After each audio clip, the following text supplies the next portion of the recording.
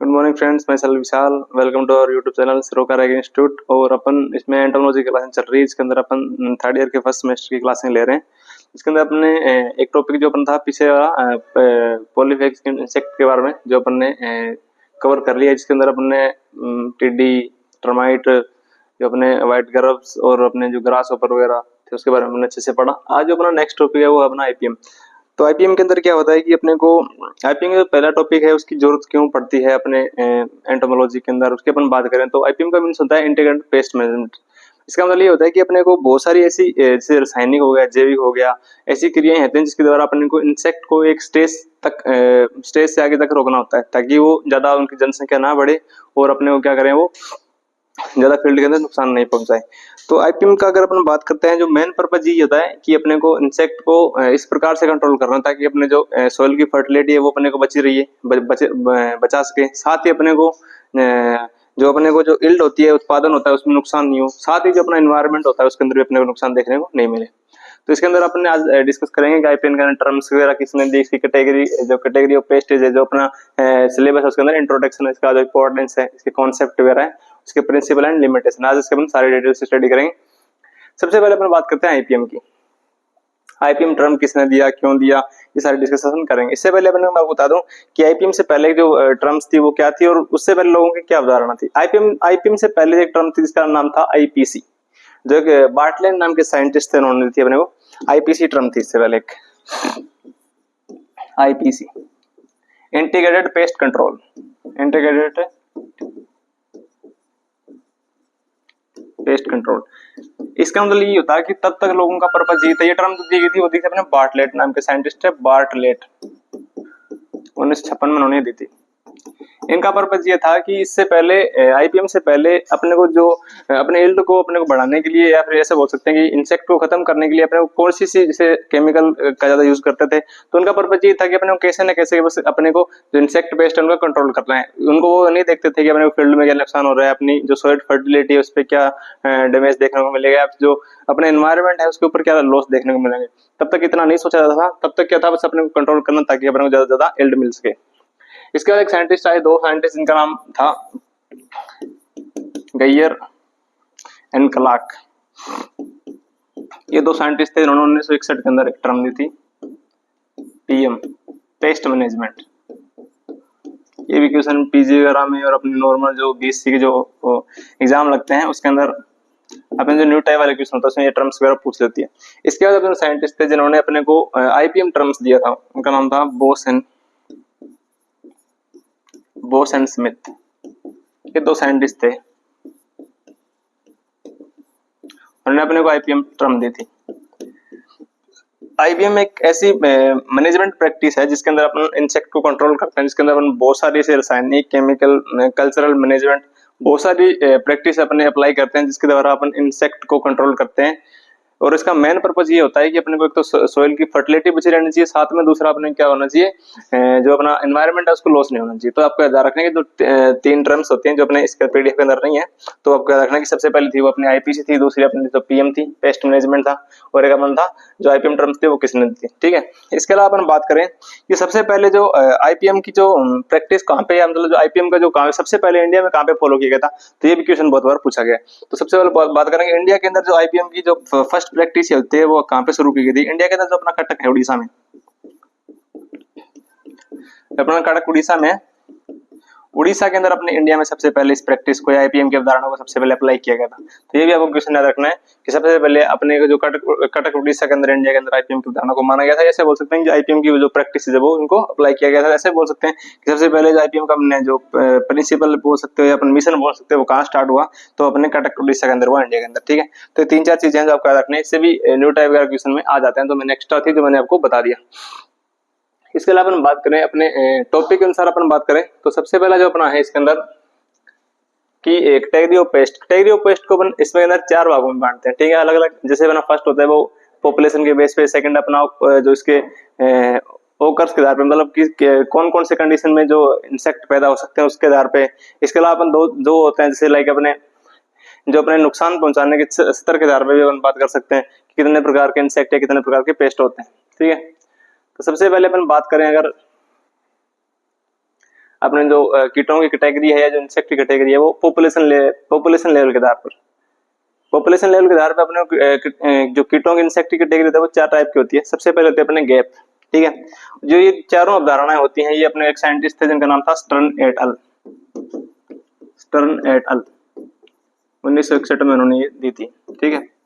Stern eight अल नाम के scientist थे, उन्होंने जो है अपने को ये जो प्रिंसिपल ऑफ इसके दिए थे, सॉरी इसके अंदर 1959 है, 61 नहीं है, 1959 में दी थी। जो अपने साइंटिस्ट थे स्टर्न एट अल, उन्होंने दी थी 59 में, 1959 के अंदर। इसको अपन प्रिंसिपल ऑफ आईपीएम कई बार बोल देते हैं, लेकिन मैंने आपका रखना है कि जो on the basis of population, जनसंख्या स्तर पर आधार पर अगर कीटों की कैटेगरी पूछे किसने दी थी तो साइंटिस्ट का नाम था स्टर्न एट अल। उन्होंने इसको अंदर चार भागों के अंदर इंसेक्ट को बांटा था। जो सबसे पहला अपना था गैप, दूसरा होता है अपना डैमेज बाउंड्री, तीसरा अपना होता है इकोनॉमिक इंजरी लेवल और चौथा था अपना इकोनॉमिक थ्रेशोल्ड लेवल, ठीक है। सबसे पहले बात करते हैं गैप की। तो गैप क्या होता है, मैं आपको गैप के बारे में अगर बेसिकली बताऊं तो गैप क्या होता है। गैप होता है कि ये एक ऐसी स्तर होता है जहाँ पे इंसेक्ट क्या होता है लंबे टाइम तक बने रहते हैं, ठीक है। कि अगर किसी क्षेत्र के अंदर इंसेक्ट लंबे टाइम तक बने रहते हैं तो उसको अपन क्या बोलते हैं, उसको अपन बोलते हैं गैप, जनरल इक्विलिब्रियम लेवल, ठीक है। मतलब कीटों की जो संख्या है वो लंबे टाइम तक समान बने रहना अपन क्या कहता है, गैप कहलाता है। इसके अंदर अपन लिखा गया है कि जो गैप होता है वो क्या होता है, यह एक पेस्ट डेंसिटी की मीन वैल्यू, मतलब लंबे समय तक जो इंसेक्ट पेस्ट की जो डेंसिटी है, इंसेक्ट पर उसकी जनसंख्या वो बने रहती है, उसको अपन क्या बोलते हैं, गैप बोलते हैं। इसके अलावा अपन बात करें डैमेज बाउंड्री की, डीबी। तो डैमेज बाउंड्री क्या होता है कि इंसेक्ट की ऐसा स्तर, मतलब उनका नुकसान होने का, फील्ड पर नुकसान होने का ऐसा स्तर जिसको अपन माप सकते हैं। जैसे कि मतलब मान लो कि अपने खेत के अंदर नुकसान हो रहा है इंसेक्ट के द्वारा, तो यह एक ऐसी बाउंड्री होती है जिसके अंदर अपन इंसेक्ट के नुकसान होने का अपन माप सकते हैं और उसको कंट्रोल कर सकते हैं। अगर इससे ज्यादा नुकसान हो गया तो उसको अपन खेत के अंदर माप नहीं सकते कि कौन सा नुकसान कैसे हो रहा है। तो ये डैमेज बाउंड्री में कहता है अपने सबसे पहले होता है कि इसके अंदर अपन जो जितने अपने फील्ड के अंदर जो नुकसान हुआ है उसको अपन देख सकते हैं कि किस प्रकार से नुकसान हुआ और उसको अपन कंट्रोल कर सकते हैं। इसके अलावा होता है अपने economic injury level. Economic injury level का मतलब होता है कि कीटों की ऐसी जनसंख्या या मिनिमम जनसंख्या जो अपने खेत में क्या करती है, फिर अपने खेत में नुकसान पहुंचा सकती है, तो उसको बोलता है इकोनॉमिक इंजरी लेवल, ठीक है। तो इकोनॉमिक इंजरी लेवल का मतलब हो गया कि जो अपने इंसेक्ट की ऐसी पॉपुलेशन जो अपने फील्ड के अंदर क्या करती है, नुकसान पहुंचा सकती है, इसको बोलते हैं इकोनॉमिक इंजरी लेवल। इसके अलावा अपना होता है जो नेक्स्ट टॉपिक है, जो नेक्स्ट अपना 4 नंबर का है, इसको अपन बोलते हैं economic threshold level. Economic threshold level क्या होता है, यहाँ पे अपने को क्या करना होता है कि यहाँ पे अपने को जो इंसेक्ट की पॉपुलेशन होती है उसको कंट्रोल करना ही जरूरी होता है। अगर इससे अपन इसके बाद में अगर अपन कंट्रोल नहीं करेंगे उनकी जनसंख्या को, तो अपने खेत में नुकसान पहुंचाना शुरू कर देंगे और अपना क्या आ जाएगा, इकोनॉमिक इंजरी लेवल आ जाएगा, या अपना उसके बाद अपना डैमेज बाउंड्री लेवल आ जाएगा, ठीक है। तो इकोनॉमिक थ्रेशोल्ड लेवल में अपन क्या करते हैं कि इसके अंदर अपन इंसेक्ट जो जनसंख्या होती है उसको कंट्रोल करते हैं और ये जनसंख्या वहां तक नहीं पहुंचे जिससे अपने खेत के अंदर क्या हो ज्यादा नुकसान हो सके, ठीक है। तो आपका रखना है कि बढ़ती हुई आबादी को यल तक पहुंचने से पहले रोकने के लिए जनसंख्या घनत्व जिस स्तर पर नियंत्रण के लागू के उपाय किए जाते हैं उसको अपन क्या बोलते हैं, इकोनॉमिक थ्रेशोल्ड लेवल बोलते हैं। इसके अलावा अगर इसके अंदर दो और टॉपिक बताऊं तो जो अपनी टर्माइट होती है, टर्माइट अपनी दीमक होती है, दीमक का कोई ईटीएल लेवल नहीं होता, नो ईटीएल लेवल। ये क्वेश्चन पूछा गया है कि दीमक का ईटीएल लेवल क्या होता है, तो दीमक का कोई ईटीएल लेवल नहीं होता। इसके अलावा बात करें वेक्टर, वेक्टर पर समझते हैं कि जो अपने ऐसे मान सकते हैं कि डिजीज को एक स्थान से दूसरे स्थान में फैलाने के लिए कीट जो होते हैं उसको वेक्टर बोलते हैं, जो मध्य का काम करते हैं, जैसे जीन को ले गए या कोई सी डिजीज को ले गए, लाइक जैसे अपने पानी हो गया। इसके अलावा जीव भी हो सकते हैं वेक्टर के रूप में, या फिर अपने ग्रासहोपर वगैरह भी होते हैं जो बहुत सारे डिजीज को एक प्लांट से दूसरे प्लांट पर ट्रांसमिट भी करते हैं। इस टाइप से जो वेक्टर होता है उनका जो ईटीएल लेवल होता है, इसके बारे में क्वेश्चन पूछा गया था कि अपने वेक्टर होते हैं, तो वेक्टर का वो आपको ईटीएल लेवल पूछ ले तो वो क्या होता है, तो लेस देन 0 होगा, लेस देन 1 होगा, या फिर क्या होगा 0 होगा। तो ये भी आपको क्वेश्चन पूछा गया है कि जो अपने वेक्टर होता है, वेक्टर का ईटीएल लेवल क्या होता है, तो वो अपन क्या होता है लेस देन 1 या 0 होगा। और अपने जो दीमक होती है, दीमक अपने कोई ईटीएल लेवल नहीं होता है। तो ये आपको 2 क्वेश्चन आपको याद रखने। इसके अलावा अपन नेक्स्ट बात करें कि जो अपने कैटेगरी ऑफ पेस्ट है वो किसके बेस के ऊपर, जो घटित होने के आधार पर, मतलब किस प्रकार से वो किस प्रकार से वो नुकसान पहुंचाते हैं उस आधार पर अपन बात करें तो सबसे पहला अपना रेगुलर पेस्ट। रेगुलर पेस्ट का मतलब आपको इसके वर्ड से पता लग रहा है कि ये क्या होगा, अपने खेत के अंदर नियंत्रित मतलब बने रहते हैं, बहुत लंबे टाइम तक बने रहते हैं और ये अपने जो फसल है उसको कहते हैं नुकसान पहुंचाते हैं। इसके अंदर सबसे पहला अपना आ गया स्टेम राइस बोरर आ गया, दूसरा अपना ब्रिंजल फ्रूट बोरर आ गया, जो अपने खेत में क्या लंबे टाइम तक बने रहते हैं और अपने फील्ड के अंदर नुकसान पहुंचाते हैं। इसके अलावा अपना दूसरा आ गया ओकेजनल। ओकेजनल अपने को नाम से पता लग रहा है कि ये क्या होता है, कभी सीजनल के हिसाब से हो सकते हैं या कभी कभी अपने को क्रॉप के अंदर नुकसान पहुंचाते हैं। जैसे अपना हो गया मैंगो होपर हो गया, तो क्या है सीजन के हिसाब से या कभी कभी अपने को फील्ड के अंदर नुकसान पहुंचाते हैं। इसके अलावा गया परसिस्टेंट पेस्ट। परसिस्टेंट पेस्ट का मतलब ये होता है कि परसिस्टेंट जो पेस्ट होते हैं अपने खेत के अंदर सालों साल बने रहते हैं और इसके द्वारा सबसे ज्यादा नुकसान अपने को देखने को मिलता है, जिसको अपन अदर नेम की बात करें, इसको अपन की पेस्ट भी बोल सकते हैं, कि पूरे साल तक अपने बने रहते हैं और अपने पूरे फील्ड को बहुत ज्यादा नुकसान पहुंचाते हैं और इनका कंट्रोल करना भी बहुत मुश्किल होता है। इसका अपन बात करें तो इसको अपन की पेस्ट भी बोल सकते हैं, ठीक है। जैसे अपने चिली थ्रिप्स वगैरह होगी, तो ये अपने किस में आ जाएगा, परसिस्टेंट पेस्ट के अंदर आ जाएगा। इसके अलावा अपन बात करें अपने स्पोरोडिक। स्पोरोडिक का मतलब कदाचित, हिंदी में इसके बारे में बात करें तो कभी कभी या कदाचित, मतलब ये फील्ड के अंदर अपने को कुछ अवधि के लिए देखने को मिलता है और ज्यादा ये नुकसान इतना नहीं पहुंचाते हैं, उसका उन कंट्रोल भी बहुत है जिससे कर सकते हैं। जैसे अपना कोकोनट का स्लग कैटरपिलर हो गया, जो बहुत कम रेयर केस में नुकसान पहुंचाते हैं और अपने को कभी कभी देखने को मिलता है, ठीक है। अगर इनकी जनसंख्या ज्यादा हो गई तो बात अलग है कि ये फील्ड के अंदर नुकसान पहुंचाते हैं, वरना इनसे उतना कोई डैमेजिंग का वो देखने को अपने को नहीं मिलता है और अपने को कुछ अवधि के लिए क्रॉप फील्ड में इधर उधर फैले दिखाते हैं, नॉर्मल होता है और इनका कंट्रोल ईजी होता है। तो आपको सबसे ज्यादा रखना है कि जो अपने परसिस्टेंट पेस्ट होते हैं इनका कंट्रोल सबसे मुश्किल होता है और सबसे ज्यादा नुकसान ये पहुंचाते हैं, और सबसे जो इजी अपन कंट्रोल कर सकते हैं वो कौन होता है, अपने स्पोरोडिक पेस्ट होते हैं। तो आपको याद रखना है ये दोनों चीजें, ठीक है। इसमें एग्जांपल से क्वेश्चन पूछ जाते हैं कि स्टेम बोरर होता है वो किस प्रकार का पेस्ट होता है, जैसे रेगुलर पेस्ट हो गया, अपने जो चिली थ्रिप्स हो गया वो किस टाइप का अपने पेस्ट हो गया, तो आपको इस ध्यान रखना है कि एग्जाम्पल से भी पूछ सकते हैं। इसके अलावा हम बात करें नेक्स्ट, तो नेक्स्ट बात करते हैं अपने बेस्ड ऑन इन्फेक्शन लेवल, मतलब संक्रमण स्तर के आधार पर किस प्रकार से होते हैं। सबसे पहला है एपिडेमिक। एपिडेमिक क्या होता है, एक बड़े क्षेत्र के अंदर अपने को देखने को मिलता है और इसका जो आउटब्रेक होता है, मतलब इसके फैलने की जो गति होती है वो तेज होता है और अपने को बहुत ज्यादा नुकसान पहुंचाता है।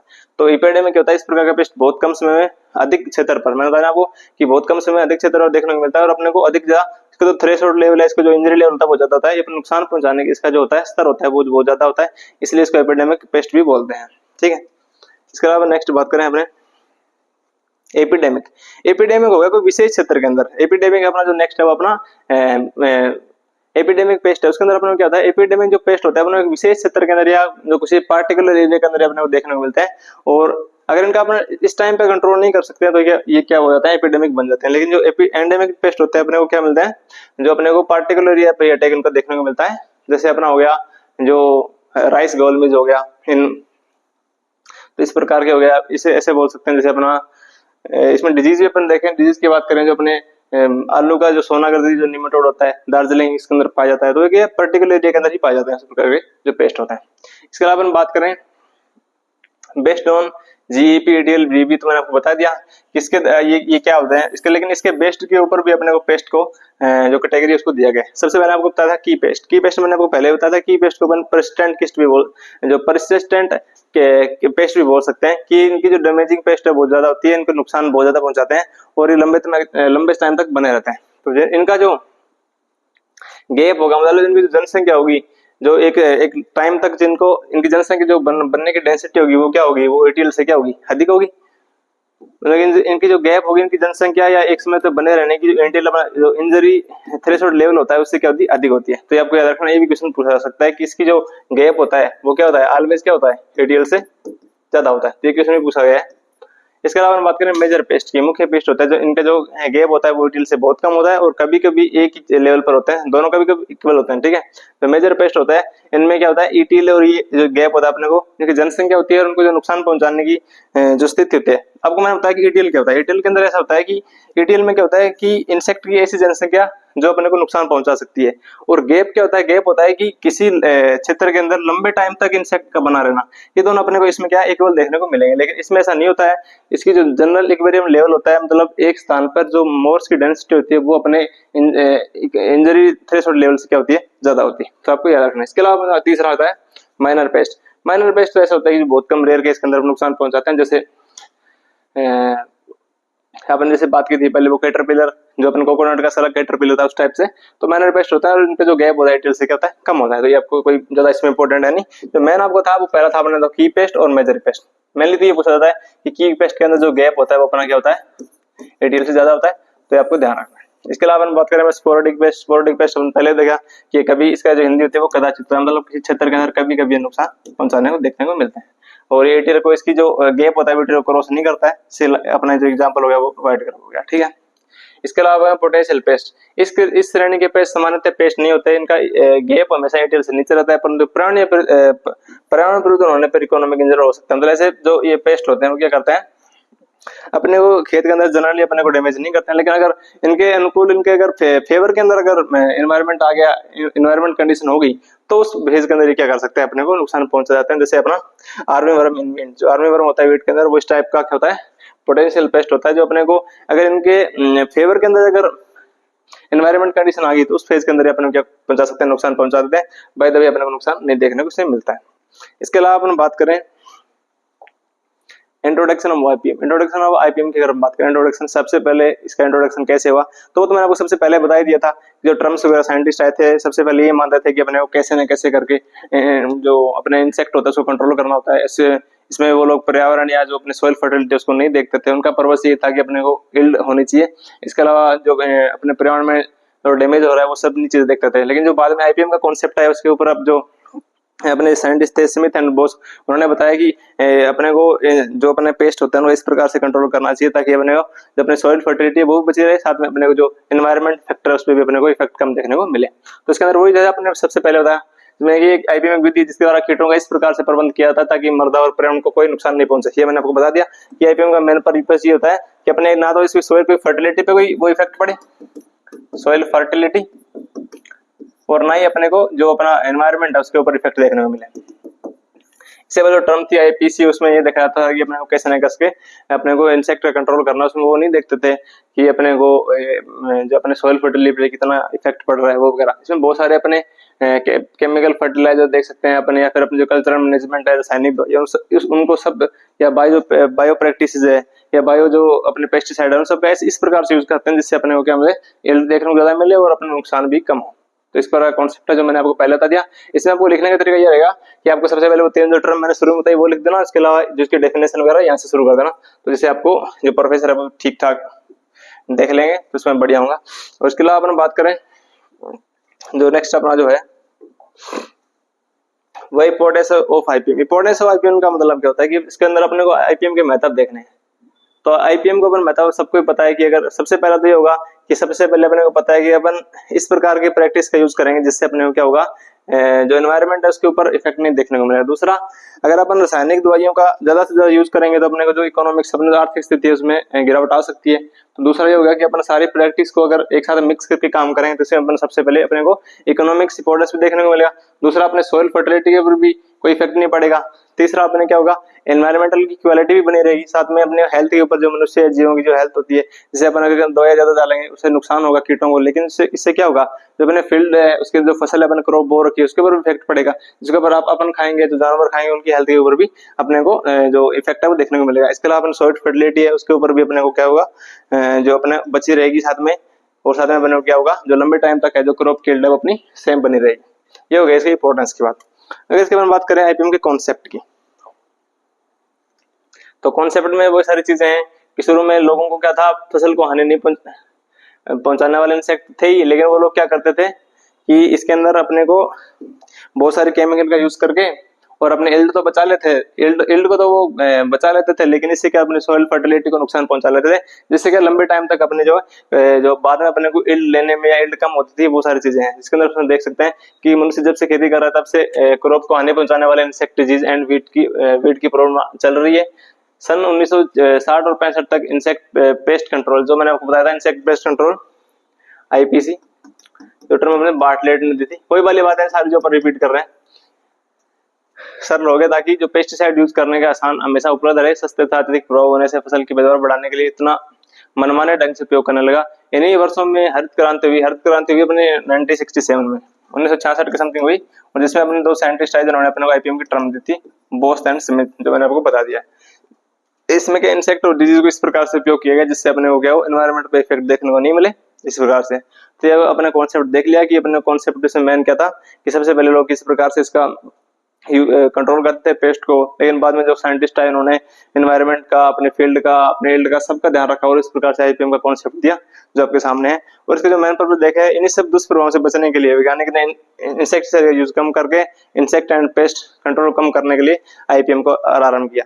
तो ये लास्ट में हुआ कि ताकि वो एनवायरनमेंट और अपने जो इकोनॉमिक्स, जो अपने जो इकोनॉमी उसको भी नुकसान नहीं हो, साथ में अपने इन्वायरमेंट को नुकसान नहीं हो, साथ में अपनी जो हेल्थ है वो भी बने रहे, इसलिए उन्होंने क्या किया, आईपीएम का जो कॉन्सेप्ट है उसको दिया। तो हो गया अपना कॉन्सेप्ट ऑफ आईपीएम। इसके अलावा जो नेक्स्ट बात करें अपने प्रिंसिपल ऑफ आईपीएम, जो प्रिंसिपल ऑफ आईपीएम क्या होते हैं,